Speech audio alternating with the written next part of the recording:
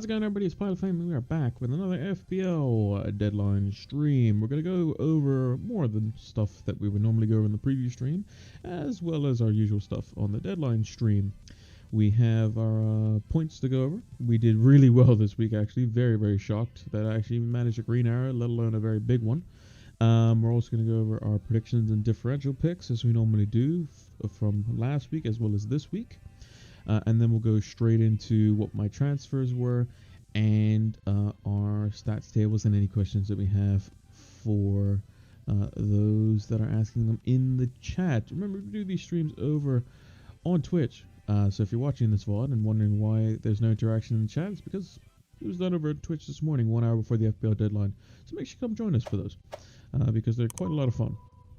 And we'll also be keeping an eye on any potential early team news, because I know that some are looking for the Liverpool team news as well. So make sure to stay tuned toward the end, because that's probably when it'll be potentially leaked, if it is going to do so. But without further ado, let's get into it. Alright, we got the old timer up on the screen as well, which is good, which is very, very good. So that's ticking along nicely. Let me move the chair forward, get myself set up here. And yeah, we did surprisingly well in game week 12. We only were able to field 8. We originally were only going to go in with 9 players, because we had Martinelli, De Bruyne, Cancelo, and Holland, who all weren't going to play. Madison annoyingly gets the 5th yellow card in game week 11 for diving in like the 94th minute or something of the game, and then the whistle blows, so that's kind of annoying.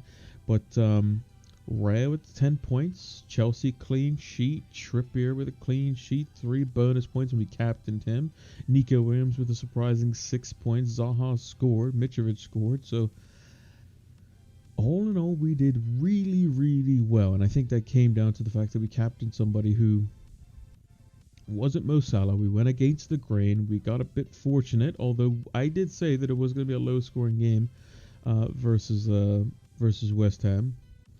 And yeah, we did pretty good, and it just seems like there's this conundrum, as it were, when Salah and Darwin Nunez are on the pitch. It seems like Darwin hogs up all the chances per se, and Salah kind of gets pushed out wide, which makes him less of a useful FPL asset. Also, say hello to everyone in the chat. I saw Iwas put a message in there. Hello to Iwas as well. Got something in my eye for some reason. That usually happens first thing in the morning. But yeah, nice healthy green arrow. I believe it was around like 500, 600k, something like that after substitutions. Gave me a rank of 448k, which is always good. And excuse me, that's gonna happen this morning. That's gonna happen this morning. A lot with the ons. We have already made 2 transfers. We had 2 free transfers going in, and I'll tell you my logic behind those when we get there. But yeah, all in all, very, very happy with this week. I was like, just make sure the red arrow is not massive. And we got a massive green, so really, really happy about that. And I'm very optimistic about this coming game week as well. So let's quickly run through how our predictions did. So if you don't know, Fantasy Football Community has a website where they post all the predictions. You'll often see me retweeting or liking the or both, usually both, for apologies for the predictions. And that's where we do our predictions. I was actually first for first few weeks, which was quite interesting. But we do them here as well. We just do those same predictions, and basically we have a little scoring system. If you get the exact result right, so I predicted Brighton 0, Forest 0, which I don't think anyone predicted, I would have got 3 points. If I predicted a draw, let's say it was 1-1, 2-2, but it ended up being 0-0, I get 1 point. And if I get it anything other than the result correct, then it's 0 points. So last week we had a bit of a stinker. We only got 4 points, but we did get 3 out of our 5 differential picks, which seems to be quite common for us, at least. So we have been doing at least decently well on that front. So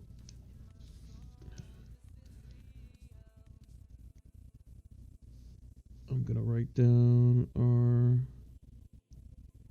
game week. So we got game week 12, because that's the one we're on, and we're gonna see how we did. So let's bring up the old tweet arena. I have to adjust it slightly.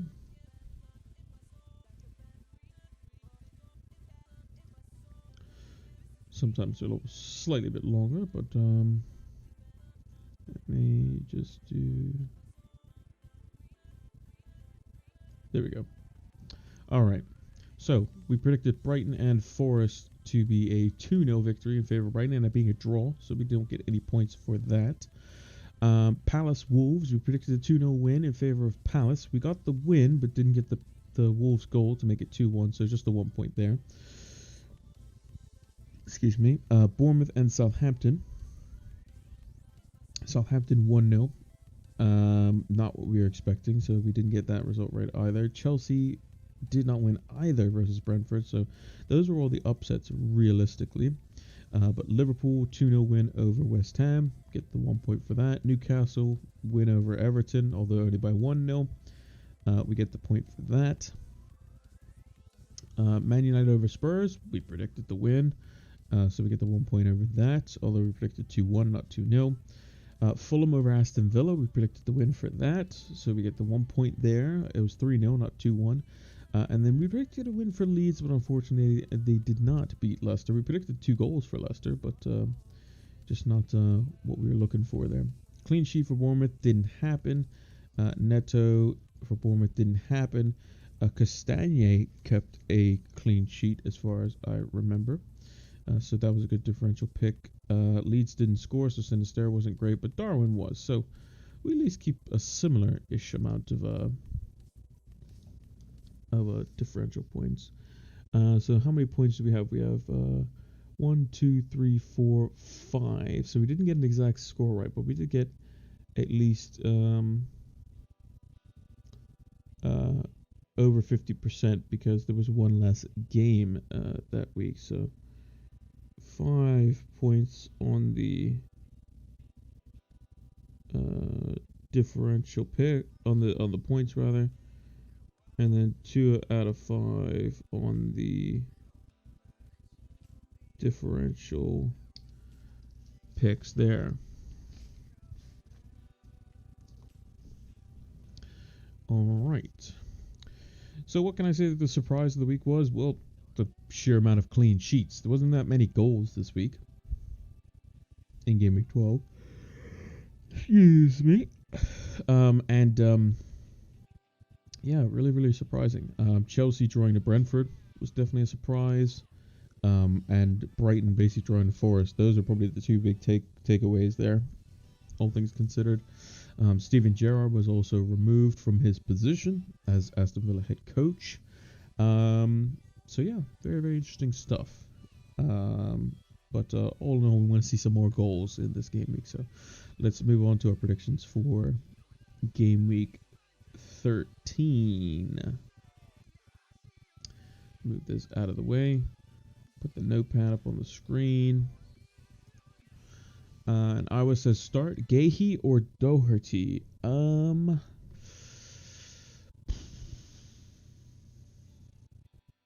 Me personally, I think that Emerson Royale comes straight back in.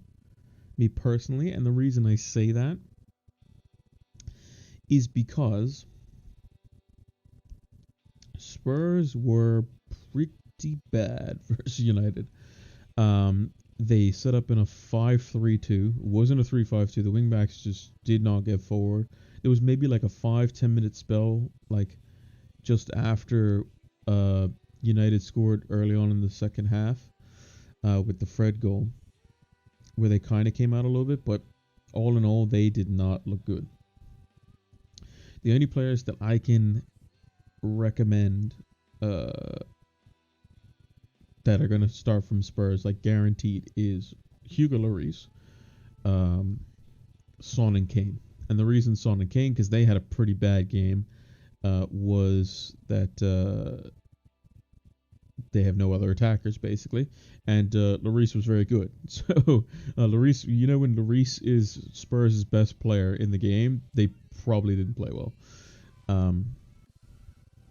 Yeah, 16% to start by Spurs for him. Yeah, I pay attention to those as well as the Chelsea ones. Yeah, I don't expect Doherty to start. Gay's going to start. Gay arguably has the better fixture against a team that is struggling to score in Everton. So I would go with Mark Gahey. I think you pretty much answered it there, almost unintentionally on your own.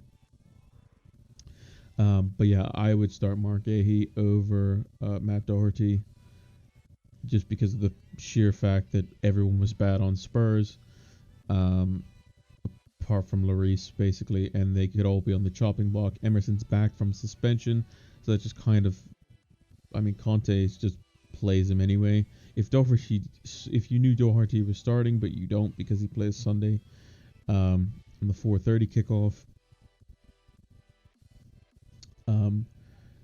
that's a different story. Yeah, if Doherty starts versus Bournemouth, that's where you kind of want him. You want Doherty to play versus Bournemouth, which is the following match. But this week I would say there are no guarantees. I'm going to take a look here really quickly.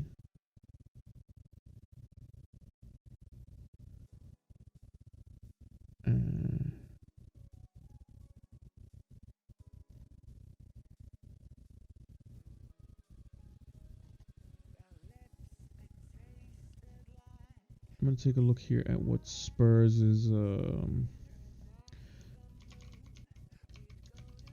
fixtures are.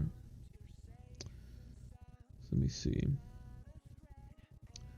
Yeah, because Spurs play Sporting Lisbon. So they play Sunday, Wednesday, Saturday. So they have a pretty quick turnaround.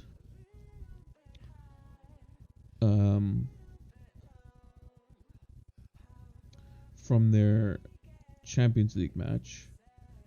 And they need to win.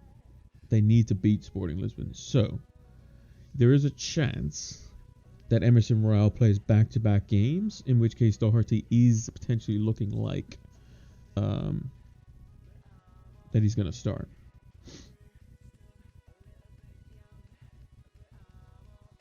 That's how I see it. So what probably happens is Emerson Royal plays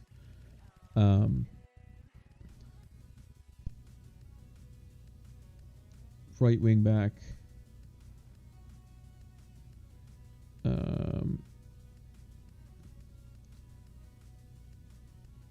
Yeah, he'll probably play Emerson Royal right wing back because I believe he's first choice in Conte's eyes. With Perisic on the other side, so he might play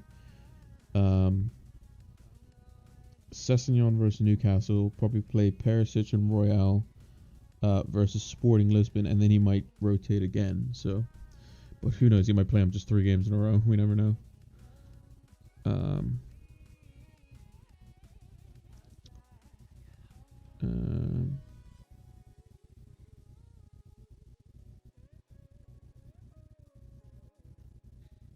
Yeah, just checking Twitter really quickly.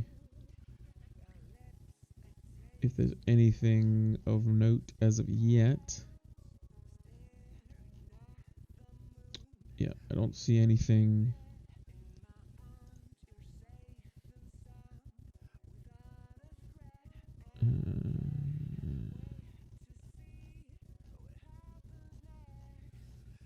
Yeah, I don't see anything in regards to any team news or leaks or anything like that as of yet. So we shall press on. Guessing you brought in Foden and Saka. We'll get to that in just a bit. But yeah, let's go through the predictions. So, I have Liverpool beating Forest 2-0. Pretty straightforward win. Nothing really too crazy about that. Palace versus Everton. I expect Palace to win. I'm going to go 2-1. I still expect Everton to score because Palace do tend to leak random goals now and again, but I think Palace are playing much better than Everton. Especially now that they've got Edouard firing. Zaha's looking good when he goes central. Elise's doing well. Eze's playing well as well. I just hope that they just don't play Jordan Ayew, to be honest, because when Jordan Ayew plays, they don't play well. They have to play Edouard, Zaha, Elise, and Eze. They have to. That's the best front four that they have available. It's super potent, super good at, on the counter. They just need to find the perfect midfield two behind them in order to utilize that.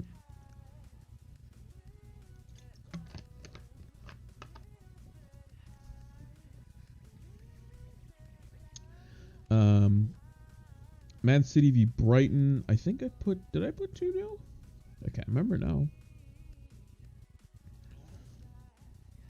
Maybe I did put 2-0. I believe I put 2-0. I either put 2-0 or 3-0, but I got 2-0 here on the prediction. Let me just double check. Well, I'll post them. I'll post the predictions after the stream. I'll double check it. But yeah, I'm pretty sure I predicted Man City 2-0. So 2-0, Man City. Again, pretty straightforward. Nothing really too crazy. Brighton have been actually struggling to score some goals under De Zerbi. I mean, they couldn't score versus Forest, which is a bit worrying for a new manager. But maybe he's just trying to feel things out. United Chelsea. I think United have a genuine chance of beating Chelsea. So I'm going to go 2-1 United. Chelsea without Reece James. They couldn't score versus Brentford. United's defense has been awesome when Varane and Martinez have been in the team and Varane's not been injured, basically. Because people say, oh, well, you conceded 6 versus Man City. Well, okay, we conceded the first goal, but the second goal, Varane's not on the pitch. Third goal is just a brilliant ball by De Bruyne, and Varane got taken off literally immediately after that play because he was clearly feeling something and couldn't stretch for the ball as well. So, and the other times that we conceded a good bit of goals, like Brentford as an example, Varane didn't play. So, yeah, I think United could potentially win this one, even though United historically have a very bad record at Stamford Bridge. But we'll see. Maybe there's a bit of a United hopeful coming through there. Brentford Villa. I mean, sacking Gerrard I think doesn't really matter, to be honest. I think Brentford are good enough to beat Villa away from home. Villa just don't really have anything going for them. I don't know what sacking Gerrard's even going to do in the immediate term. So yeah, I like Brentford in this one. 2-0. Leeds Fulham. Come for a bit of a cracker at this one. 2-2. Bit of a all guns blazing. Could be even more, to be honest. I'm really looking forward to this game, actually. It's a shame that it's on at the same time as the Arsenal one-way traffic, probably.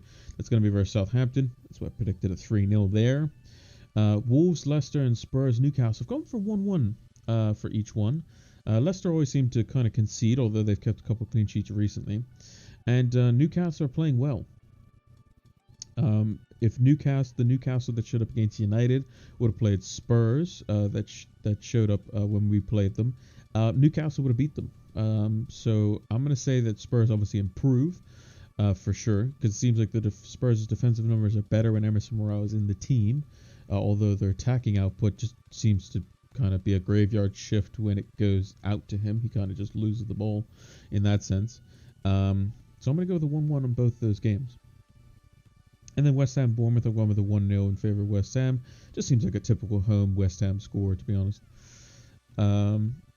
Moving into the clean sheet and differential picks. So, clean sheet this week, I'm going to go with...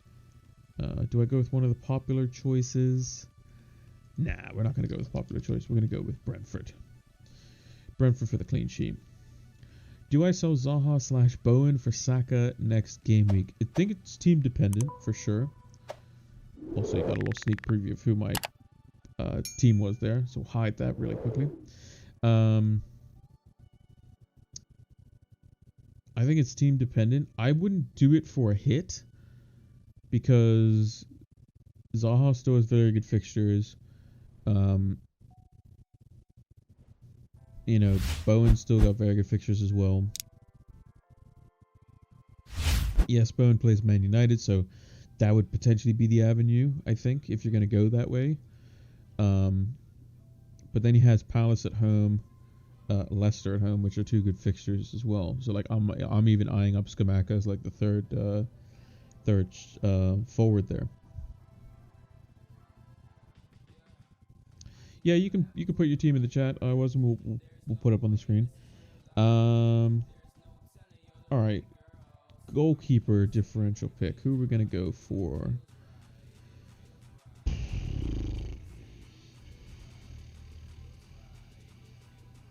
Don't even know, to be honest. But if there was gonna be a differential pick, I think it might be De Gea versus Chelsea, to be honest. Yeah, goalkeepers are hard to get under 5%, to be honest.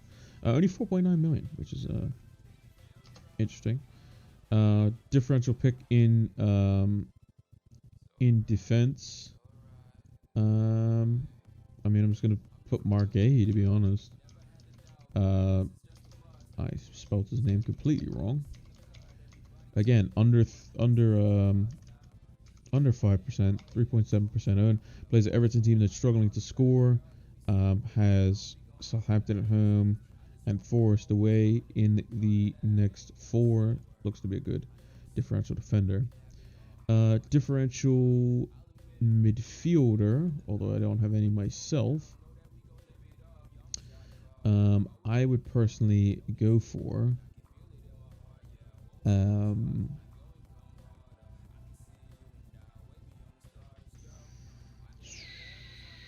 who does that go as the differential midfielder?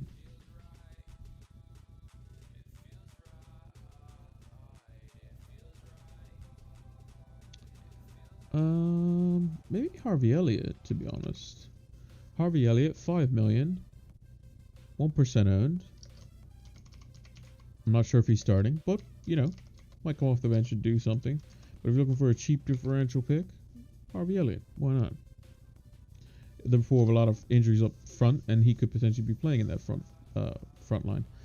And then forwards, just trying to think of all the teams that have decent forwards.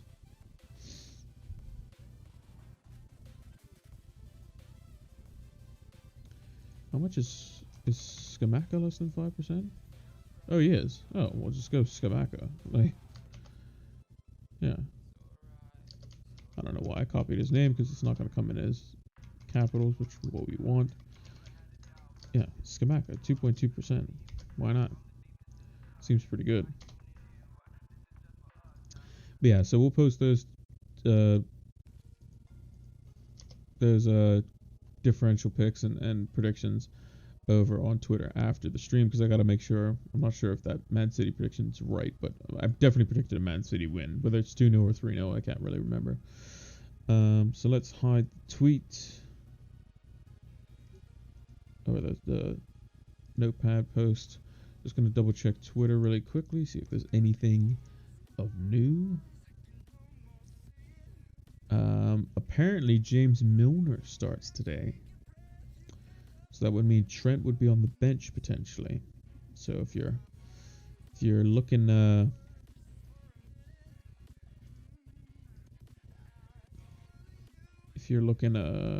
potentially get Trent in, maybe reconsider. At least for this week anyway.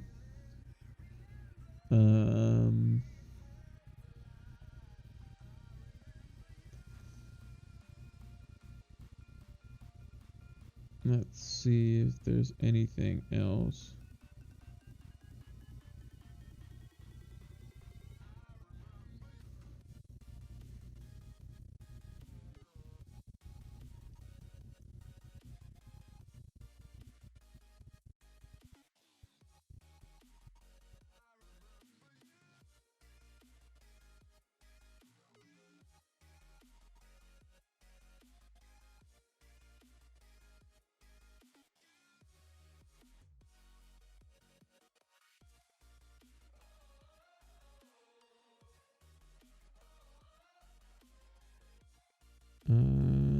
Just checking something here.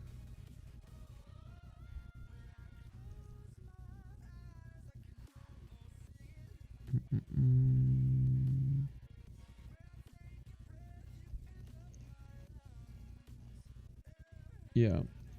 Yeah, so Anfield Edition on Twitter said that James Milner starting.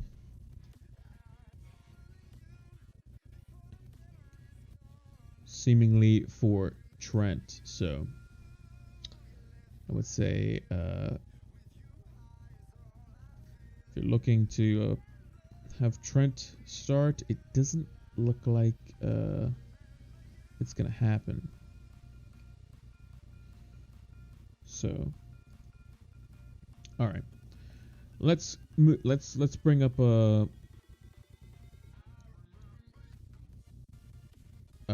Iowa's team here.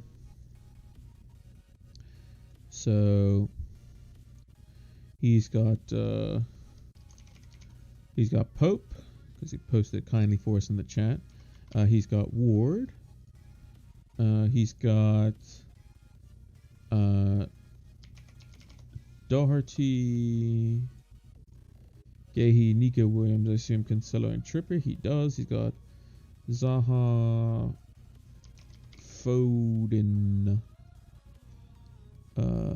Martinelli, Bowen instead of Saka. Bowen.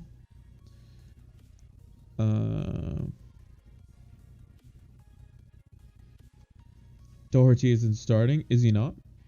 I assume he's not. I mean, we probably won't know that fully confirmed until Paul O'Keefe's Twitter. Well, one thing about Paul O'Keefe is that it's predict Conte. Usually, I mean, sometimes he does get the actual lineup itself, but sometimes that's also just a prediction as well. But I think, yeah, he's usually pretty good with predicting the lineup. He's probably similar to Luke Disable, FF Scout Luke, in when he does like more predict side of things. But Paul does get the lineup sometimes, but he is more right than wrong. Like you say, J8, he definitely does get the lineup more right than wrong. But yeah. Basically, I said if it was between Gahey and Doherty, I think Doherty's definitely on the bench, 100%. And then Kane, Mitro, and Holland. So Kane. So you have 1.6 million in the bank. I would say so. You got Pope in goal. You play Gahey, Cancelo, and Trippier. I think that's fine. You got Bowen, Martinelli, Zaha, and Foden. I think that's fine too. Yeah, Trent's also benched as well. Yeah, we just mentioned that a few minutes ago. Seemingly for James Milner by Anfield Agenda. And then you got Kane, Mitrovic, and Holland. Yeah, I think your team's fine. I mean, just Captain Holland, basically. But, yeah. I think it's fine. I don't know if you made a transfer already, but that team seems perfectly fine. Wouldn't do anything to it. The following week, yeah, you can go for Saka. Saka in for probably Bowen, I would say. Because he plays Man United. Because Zaha has Southampton at home, which is a very good fixture. Forest are leaky. So.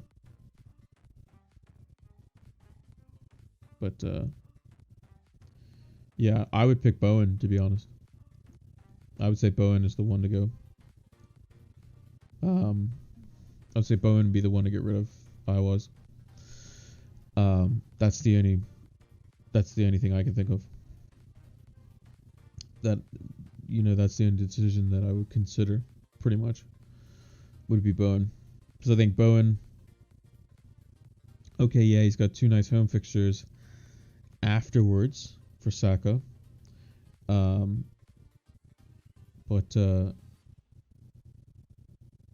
yeah, that's the only thing I can think of. He has to go, blood. He has to go, blood. All right, let's put the team up on the screen. Yeah, team news and ticks. Yeah, I follow them. Don't worry. I got Twitter up on the side, Jade. I got them up. I got it up on the side. So around that time, we're gonna be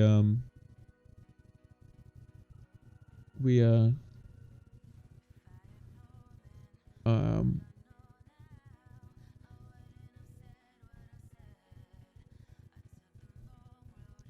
we got it up on the side here.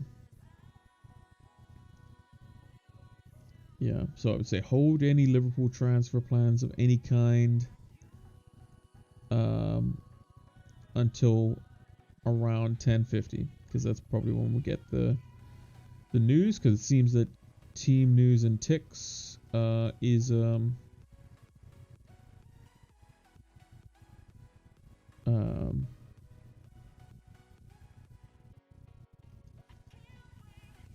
and hopefully it's potential good news for some and could be bad news for others. But I don't have any Liverpool players, so I'll just be either enjoying the game or going back to bed. One or two. We'll see how I feel. Who said Trent is benched? Anfield agenda. They're usually pretty reliable. Well, they didn't say Trent was benched. They just said that James Milner starts. Now, does that mean James Milner starts in midfield? I don't know. Does it mean he starts at right back? I don't know.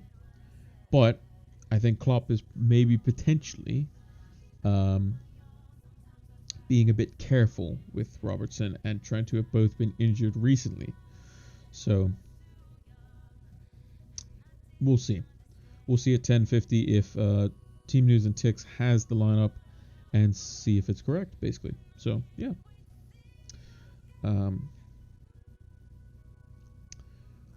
Right. So yeah. Trent at right mid and Milner at right back. I mean, yeah, there's always a twist in the tail, potentially. Always a twist in the tail, potentially. We'll see. We'll see. We'll see. But, right. Team up on the screen. So, we got Ryan goal. We got Cancelo. We got Trippier. We got Gahey. We got De Bruyne, Martinelli, and Zaha, who were in the team last week. We got Haaland and Mitrovic. And our two transfers in was, unfortunately, the mighty Dominic Solanke has fallen. We have taken him out for Gabriel Jesus. And we took out Maddison for Bukayo Saka. The reasoning behind this decision was basically as follows. So I wanted Phil Foden, but I thought to myself, everyone's going for Phil Foden. Everyone's going for Phil Foden. I have De Bruyne. De Bruyne is more owned, I believe, at the moment. Probably not for very long. Costs more money, but I don't really need the funds, to be honest. Unless I was going for a Liverpool defender. In which case, which I'm skeptical about the Liverpool defenders, at least for the next week or two anyway. Why do I need the funds? Don't need it. And it would have been for a hit as well. I wanted triple City and triple Arsenal. That was my goal this week. Saka's flagged, but Arteta said it was just a knock. He's going to be fine. They also play Sunday as well, so they're fine.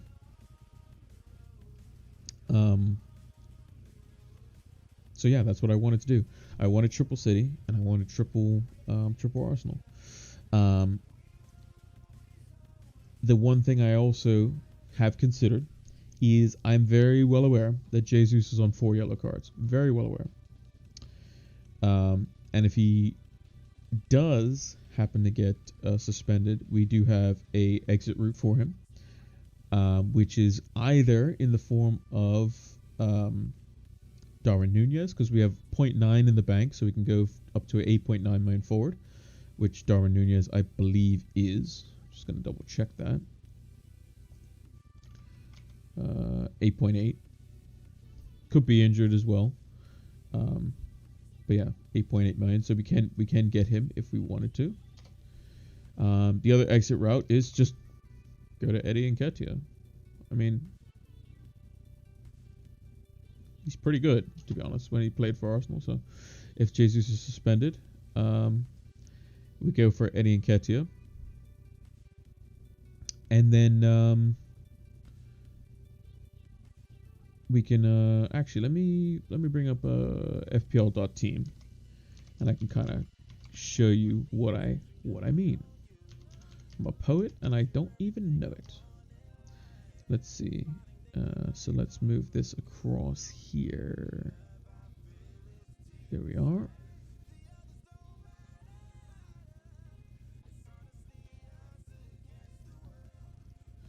So this is the team. So Holland would be in for Solanke, De Bruyne in for Andreas Pereira, Cancelo in for Nico Williams, Madison comes out for Bukayo Saka, Solanke comes out for Gabriel Jesus, Jesus comes in for Mark Cucurella, Andreas Pereira goes to first sub, Holland gets the armband. So next week, if in the event, well, I mean, we can look at the team next week. Raya would be in goal. No real issues with that. We got triple Arsenal versus Forest at home. The team basically picks itself. If I feel that Cucurella is going to start, he would come in over Mark Gahey, so it would just be a straight swap there. And then I can either use the one transfer to kind of maybe downgrade De Bruyne. Maybe I think De Bruyne is going to, or an injury crops up in the team, then we can use it for that. If Jesus gets suspended, let's go down that avenue. Let's say nobody gets injured, Jesus gets suspended. Well, we can just bring in Eddie Nketiah. I think there's nothing wrong with that. Again, Holland captain. Ignore the vice captain. I'm not going to change that. So that would be our one transfer. Then it's in Chelsea. So we would definitely not play Cucurella. We could bring in Mark Gahey back versus a West Ham team that doesn't typically score very many goals. We still have Triple City for Fulham. We got Raya versus Forest, which is good. Trippier versus Southampton. The problem is Mitrovic is playing Man City, which is obviously quite difficult. So, I mean, I expect Mitrovic to score versus anyone, to be honest, because he's just kind of weird like that. But if we were going to swap somebody out, it would be Nketiah again. So who would we get rid of Nketiah for? I mean, if we take a look at the fixtures, we just need basically a forward that has two good fixtures. So we can't have City because two City. Forest, doesn't matter how good the fixtures are. We could go for Scamacca as an example. Scamacca has two very good home fixtures. That would be kind of our Jared Bowen foil, as it were. So we could go Scamacca. We could also go Martial if he's back, because we know that Erik ten Hag likes Martial. Again, 6.7 million. We could definitely downgrade it. If we need to do a hit, we can. But I think Mitrovic versus City away, again, not the end of the world. I'd rather Mitrovic score than Cancelo keep a clean sheet, because it's better for overall rank gain if it was going to happen. There's also temptations to play Nico Williams versus Brentford as well. That's also a possibility. But basically, if Jesus doesn't get booked in this game week, then we'd have two free transfers, and the other transfer would be to get rid of Mitrovic, basically.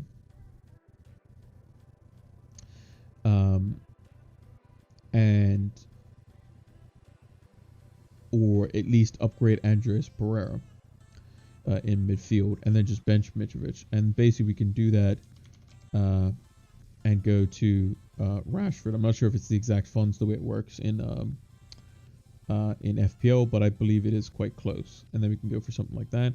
And in the last game week, we can just basically bring in a goalkeeper that is similar price to Raya, 4.5 of some kind. Forest have Palace at home, Spurs have Leeds, West Ham have Leicester, but I believe Jordan Pickford versus Bournemouth might prove to be the transfer that it's pretty boring before the World Cup, but yeah, that's something we could definitely do. And yeah, I think that's how we can potentially go about it. Again, injuries and stuff will dictate that, suspensions and that sort of stuff. So we shall keep a close eye on that. Let's move over to the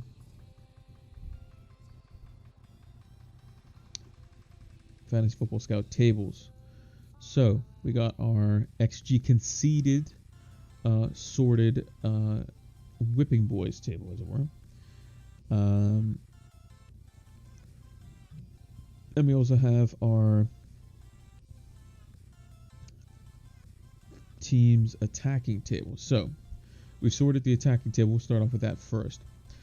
Sorted by XG non-penalty. So the top three teams attacking wise are Man City, Newcastle, and Arsenal. So this usually is quite helpful considering we have Trippier, Man City team, can get some attacking returns.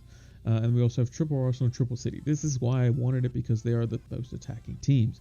The teams that are least likely to score over the last 4 matches anyway have been Crystal Palace, Forest, and Brentford, which doesn't bode well for Zaha, doesn't bode well for Ivan Toney, but they still seem to find a way. Captaincy against, however, so these are the teams that are conceding the most goals sorted. So Fulham play Leeds, so if you have any Leeds players, that potentially bodes well. Liverpool, who play Forest, still potentially vulnerable to a clean sheet. And then Southampton. So this is the recipe for disaster, basically, for Southampton. They're up against a team that's top 3 in XG non-penalty, and they're also the 3rd worst on the table for XG conceded. So Southampton could have a bit of a rough time versus Arsenal. Also, they came off a good result versus Bournemouth, which means they might swing back to having a bad result. Teams defensively that are doing quite well. Newcastle, again, this is why I think they'll probably shut Spurs out to at least only probably 1 goal, maybe at most. West Ham, unlikely to concede this week, in my opinion, versus Bournemouth. And then Aston Villa, they are just pretty good defensively, numbers-wise, but haven't had the clean sheets to really back it up. And then with the new manager change, anything's possible there. Brighton's been fairly solid as well, as have Crystal Palace, but Brighton go up against Man City, which could prove to be quite difficult. So all in all, the pairing of Arsenal versus Southampton looks to be the one that potentially has the most goals in it, so keep an eye on that. The goals imminent table. So this is a table where basically Fantasy Football Scout Joe sorted the he basically created a table which shows players that have had a lot of attempts, but they haven't scored, or at least haven't scored many in the amount of attempts they had. So basically, the bigger the negative number, the more goals they should have scored. So Ollie Watkins is an example. He's on this table. Should have scored an extra 2.02 goals, basically. So he's basically missed 2 goals, effectively. Which is a bit unfortunate for him. Danny Welbeck's on there as well. Although it's going against City, so it's going to be a bit difficult. Callum Wilson, again, is on there. Very good pick. Joe Willock, another differential pick. Danny Ings, again, another Villa player on there. McGinn, Coutinho, Villa players on there. You can see why Villa have been struggling. These sorts of players just haven't been taking their chances. Salah's on there. Been getting some volume of chances. Odegaard. Zaha is even on there as well, because the amount of volume he's had. And then Fred, funnily enough. Not really an FPL asset. Oh, and Lucas Paqueta, but he's going to be on there probably for a little while, as long as he's injured. Now, moving on to the captaincy and penalty box threat. So this is basically the full list of players, and I can show you basically how I filter this. So I'm going to pick Jesus. I'm going to pick Saka. I'm going to pick Martinelli, because those are good picks from Arsenal. I'm going to pick Ivan Toney, just to throw in there. I'm going to pick Zaha. These are guys who are just going to be comparisons. I'm going to pick, where's Mitrovic? I'm going to pick Darwin Nunez. I'm going to pick Mo Salah. I'm going to pick De Bruyne, Foden, and Erling Haaland. I'm actually going to pick Bruno Fernandes and Rashford from Man United. Whereas Bruno Fernandes, there he is. Callum Wilson. And then we're going to pick the Spurs duo in Son and Kane. And then I'm going to select only show selected players. And then we're going to sort it by expected goal involvement. And we're going to do the same for the penalty box threat as well.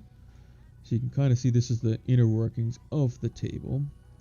So we're going to get the same three Arsenal guys. We're going to get Tony. Next one was Zaha. Next one was then Mitrovic. We then go down to Liverpool, where we're going to pick Nunez and Salah. We're then going to get the Triple City guys, Haaland, De Bruyne, and Foden. We're then going to pick up Rashford and Bruno Fernandes, Callum Wilson from Newcastle, and then lastly the two from Spurs in Son and Kane.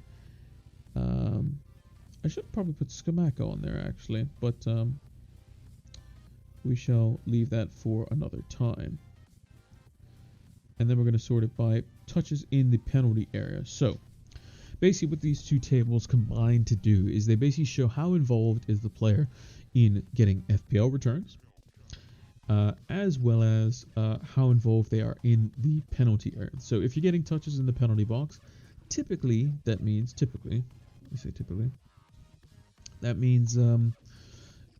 they're getting involved in situations where they could otherwise get a goal, or at least a good attempt on goal. And that's usually denoted by the number of touches in the 6-yard box. Typically, touches in the 6-yard box mean a shot of some kind, most likely, or at least an attempt on goal in some manner, which usually relates to big chances. In terms of expected goal involvement over the last 4 matches, Erling Haaland, Ivan Toney, Harry Kane, all up in the top echelons. Bukayo Saka shown his numbers to be quite good. Gabriel Jesus is still up there as well. Mitrovic is why I didn't want to get rid of him. He's still up there as well. Really like him. Salah has dipped off a little bit, not too much, but is still in there. Foden's numbers look pretty good. De Bruyne's numbers look comparable as well. I mean, if you look at De Bruyne has been expected to be involved in 2.41 expected goals, right? Foden 2.56. Foden scored 5 goals. De Bruyne's got none. That's just the difference at the moment. De Bruyne's is way more assist oriented, whereas Foden's is more goal oriented. Darwin Nunez is in there. Martinelli. All decent. And then there's a big drop off, and then there's Bruno Fernandes, Zaha, Rashford, and Son. So it's clear to see that the premiums. So there's a lot of teams with Tony, Haaland, and Kane. I think that's understandable. They're at the top of the expected goal involvement charts. It makes sense. Bukayo Saka is being wanted. His stats show that he's been playing quite well. Mitrovic, I still think I like as good as Tony, to be honest. He's got 2 goals and an assist, or 2 goals rather, to Tony's 3 goals in the last 4 matches. So I think it's looking good. But is this expected goal involvement in dangerous areas? Well, let's see. So here's our penalty touch or penalty box threat table. We can see that Erling Haaland and Gabriel Jesus, along with Mitrovic, have the highest touches in the box at the moment, with Mitrovic and Tony and Haaland being the top 3 for penalty area touches inside the 6-yard box. Now, that typically translates to goals, all things considered. When you look at the likes of Bruno Fernandes, Son, Rashford, these are more counter-attack oriented players.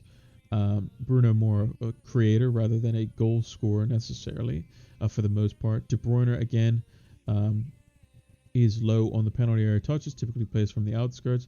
Darwin Nunez down with the penalty area touches, which surprises me a little bit, because he should be definitely up there. Saka has a lot of penalty area touches, as does Salah, but if you look at Salah, that's the number I would be concerned about. Salah is not getting tap-ins, basically. He's having to do work inside the outskirts of the box, and he's not getting nearly as many touches as the likes of Mitrovic, Jesus, Haaland, He's just staying a bit wide, and it seems to be split between him and Nunez, as an example. But I mean, if you add up Nunez's touches and Salah's touches inside the penalty area over the last 4 matches, Haaland has more. He has one more between the two of them. So, yeah, a bit crazy there.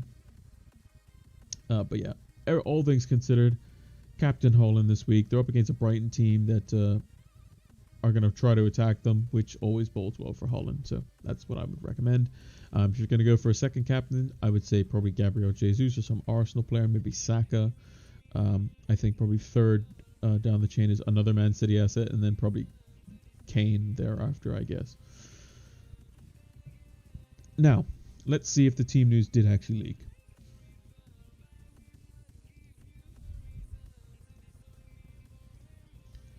Let's see if the team news did actually leak. So let's take a quick little peek here. Quick little peek.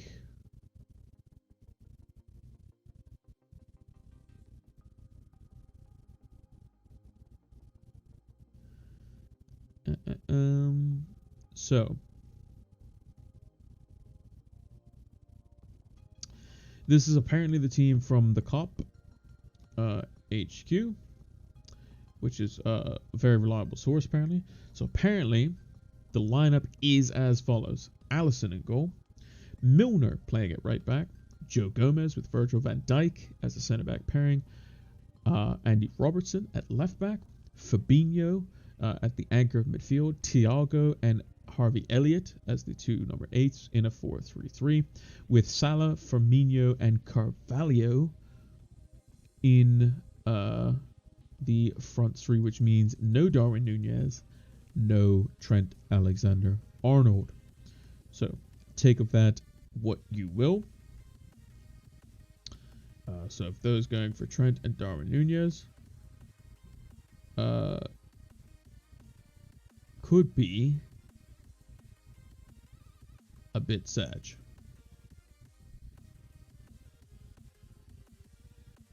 Unfortunately. So, yeah. It seems that's going to be a pretty reliable. All things considered.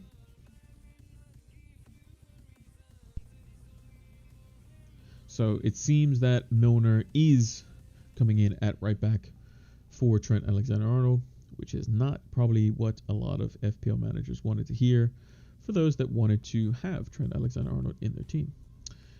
Which would probably mean that Liverpool, I believe Liverpool's current situation in their Champions League group is still a bit stiff at the moment. So let's say Liverpool. I think it's still a bit congested, as it were. So if I go to, they play Ajax on Wednesday. So they have a Saturday, Wednesday, Saturday turnaround with Leeds as the game on Saturday, with Napoli on the Tuesday afterwards. Then they play Spurs as well. So a bit of a tough round of fixtures. Yeah, currently Liverpool. So basically, as long as Liverpool pick up a point, they're fine. But they probably still want to win the group, though. Which means that they still have to beat Ajax if they want to have a chance of that at the moment. Napoli's goal difference is ridiculous, so probably catching them is going to be still a bit tricky at the moment. Napoli are playing really well. But basically, the situation is Liverpool are on 9 points. Napoli are on 12 points. Ajax are on 3, and Rangers are on 0. So if they get at least a point from Ajax, that means Ajax can only go up to 7 points. And Liverpool would then, if Napoli were to randomly lose versus Rangers, then Liverpool would have a chance to potentially steal first spot. But I think that's very unlikely, to be honest. So as long as they just pick up a point from Ajax, they can pretty much do whatever they want versus Napoli, because they know that they'll get guaranteed second.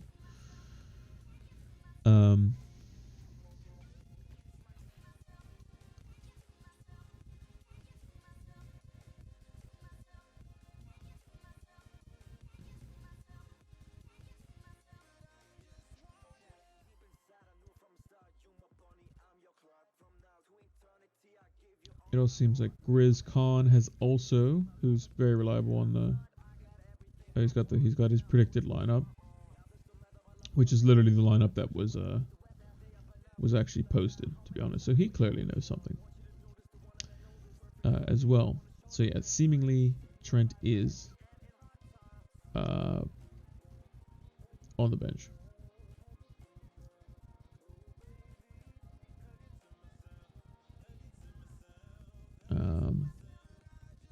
Which is unfortunate for those that wanted Trent and Darwin Nunez.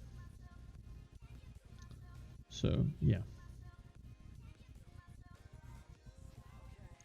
Where is the... There we go. Liverpool need to beat Ajax and Napoli 4-0 to win their group. Yeah, pretty much. Something like that. Something crazy needs to happen. But Napoli are playing so well at the moment. Where are they in Serie A? Are they like top of the league? We are top of the league. So we are top of the league. Serie A. Let's see. Standings. They are top. Haven't lost yet. Neither have Atalanta, funnily enough. Where's Juventus? Oh, Juventus is in the bin. Juventus is not playing well at all. Not playing well at all. Even Udinese is ahead of it. Inter is not playing well either. So, a bit weird. But yeah, Napoli score some serious amount of goals, which is interesting.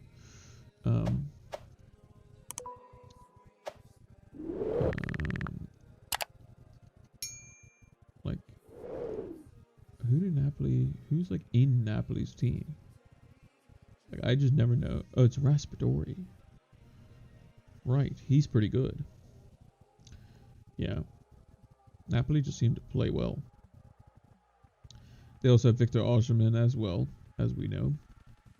Yeah, they're just pretty good. Oh, they have Irving Lozano. That's where he ended up.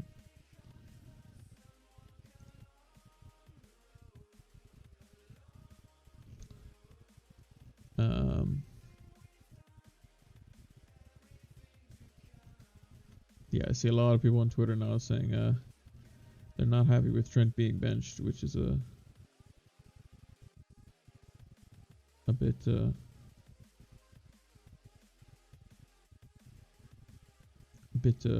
they're being a bit disappointed with that.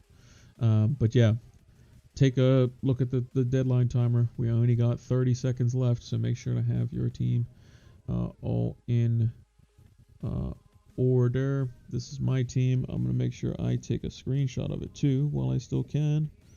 If I do it quick enough.